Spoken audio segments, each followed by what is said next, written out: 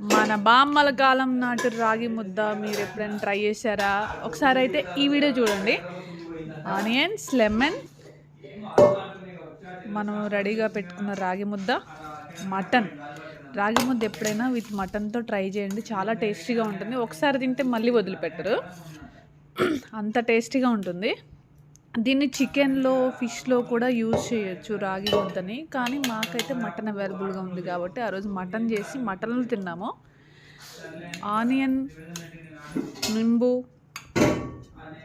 Fresh చేస్తూ తింటే చాలా బాగుంటుంది. చూడండి ఫ్రెండ్స్ ఎంత వేడిగా ఉందో. ఒకసారి అయితే ట్రై చేయండి. మటన్ కూడా చాలా మెత్తగా కుక్ అయింది.